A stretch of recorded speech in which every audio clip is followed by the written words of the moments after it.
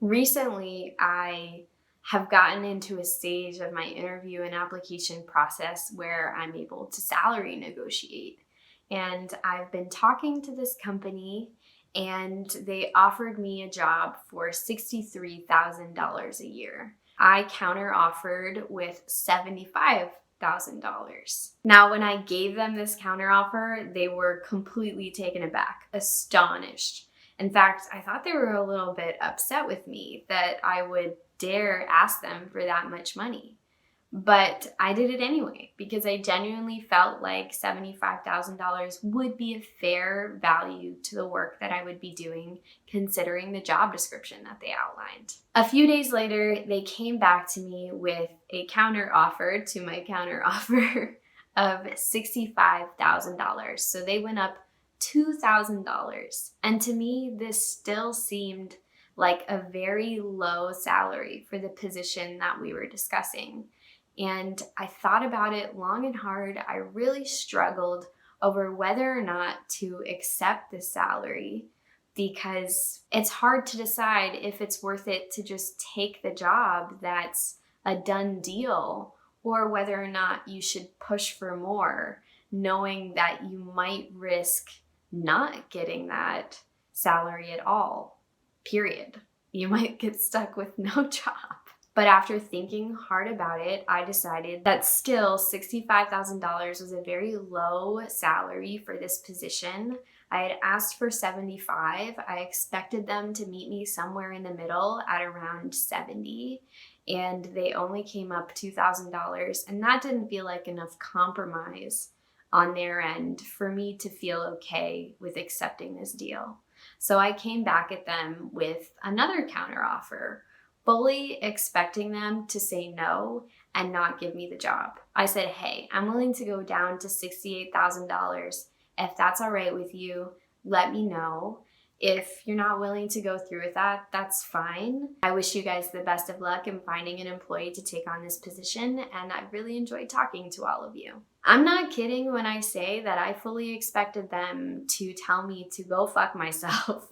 That was such a hard decision for me to make because it required me to be very confident in my own skills and my own value.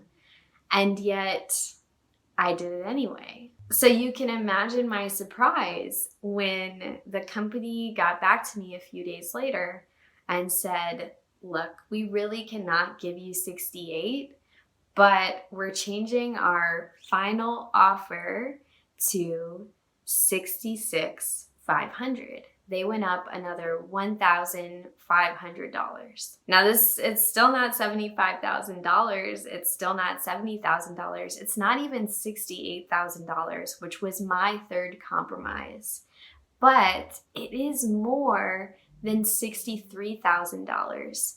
And we never would have gotten so far up to 66,500 had I just accepted immediately. And it got me thinking about animal rights and policy and the difference between welfarism and animal liberation and what we're asking for when we ask people to go vegan or when we ask to change laws. Oftentimes, I think vegans hold very low expectations of other people. And the lower you set your expectation, the lower outcome you're going to get. When I'm talking to people on an individual level, I always try to push them a little bit farther than I think they're comfortable with, just a little bit, in hopes, taking a risk, that they will do better than they thought they could or than they otherwise would have had I not pushed. It's weird, but salary negotiation is the perfect example to illustrate what I'm trying to say here. I could have had this job at $63,000 a year.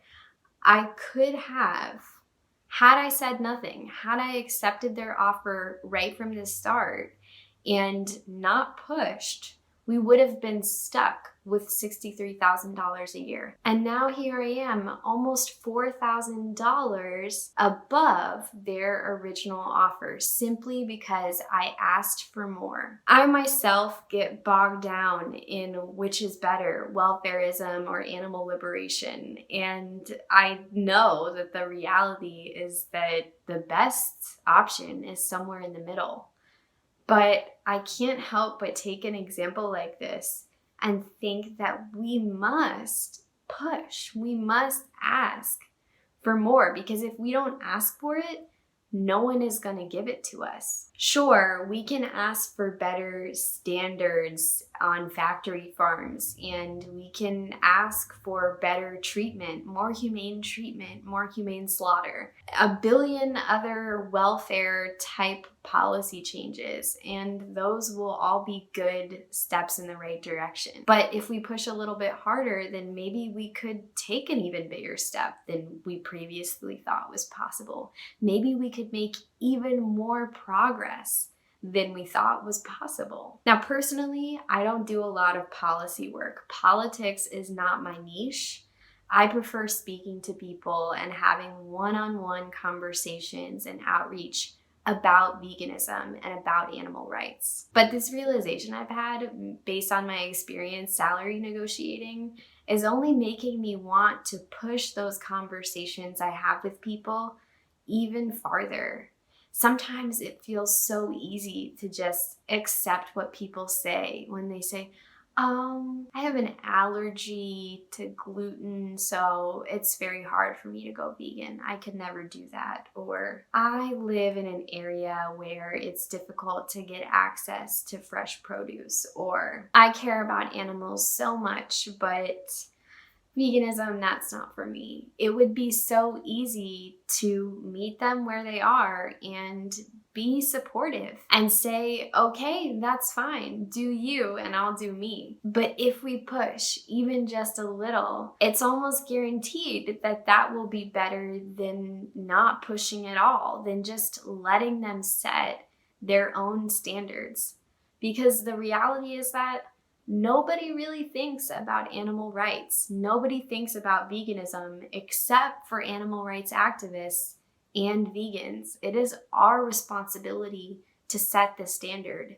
It's our responsibility to make these judgment calls and figure out what is the compromise that people are willing to make. How much can we push before it's too much? And I just want to encourage everyone to at least try to push a little bit. The animals are dying every day. Trillions of animals are dying. And the minutes you've taken to watch this video, thousands of animals have already died. And we need to do as much as we possibly can do to stop that from happening.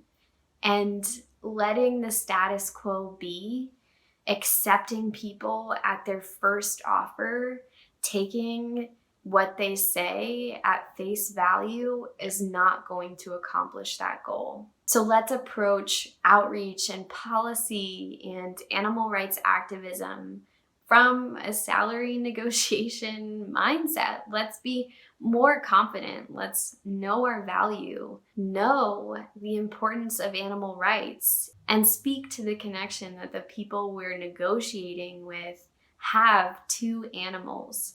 Find those connections, find the argument, and then push it a little bit further, accomplish a little bit more.